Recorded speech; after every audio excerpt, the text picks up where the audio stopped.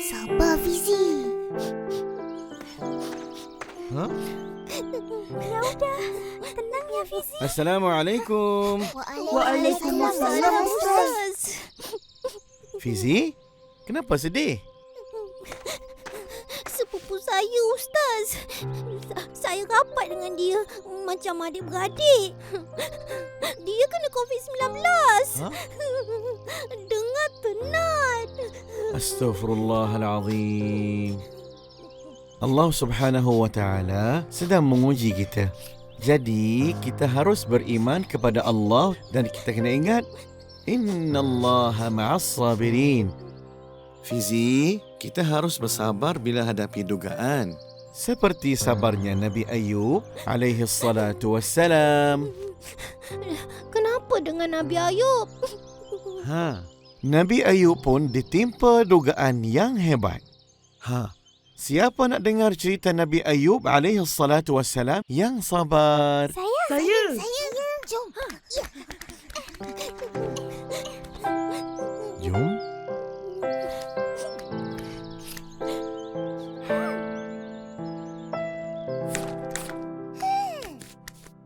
Nabi Ayub mempunyai kepribadian mulia. Hari-harinya terisi dengan ibadah sujud dan syukur kepada Allah atas pemberiannya.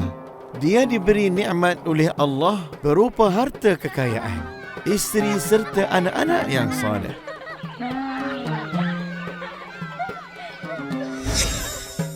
Tapi suatu hari dia diuji dengan dugaan yang berat. Semuanya angkara iblis. Iblis tidak suka melihat ketaatan dan keteguhan iman Nabi Ayub kepada Allah. Maka dia meminta izin Allah untuk menguji Nabi Ayub. Allah benarkan? Iya, Allah benarkan. Ustaz, tapi kenapa ya?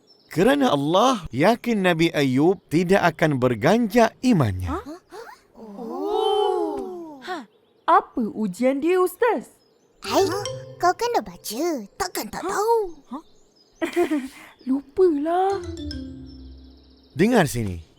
Iblis binasakan harta kekayaan.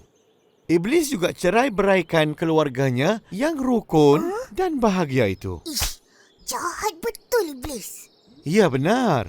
Iblis hendak menyesatkan Nabi Ayub tapi gagal. Nabi Ayub tetap sabar dan teguh imannya dan langsung tidak meninggalkan ibadah.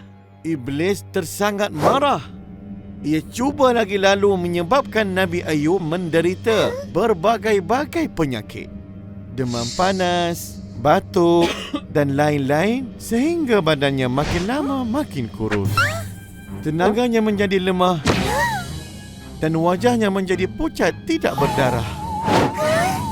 Dan kulitnya menjadi berbintik-bintik.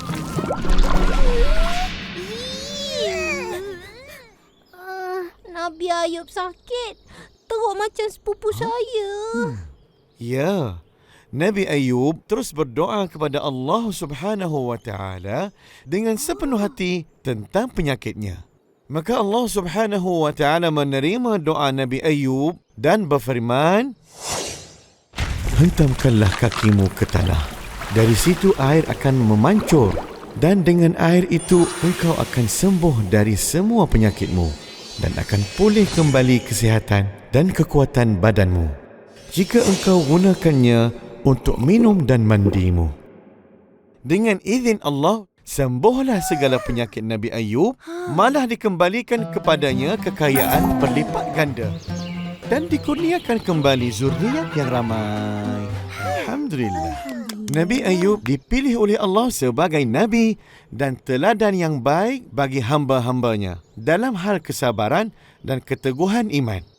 Jadi, kita harus menjalani sebarang dugaan dengan penuh sabar, tawakal dan beriman kepada Allah Subhanahu wa taala seperti dinyatakan dalam suratul Baqarah ayat 155. Bismillahirrahmanirrahim. ولنبلونكم بشيء من الخوف والجوع ونقص من الأموال والأنفس والثمرات وبشر الصابرين. Ustaz, kalau saya berdoa, adakah doa saya akan termakbul? Makbul atau tidak adalah ketentuan Allah Subhanahu wa taala. Tapi doa adalah senjata orang beriman. Mari semua kita berdoa agar sepupu Fizi kembali sihat. Kawan-kawan, mari sama-sama berdoa supaya mereka yang sakit cepat sembuh. Betul.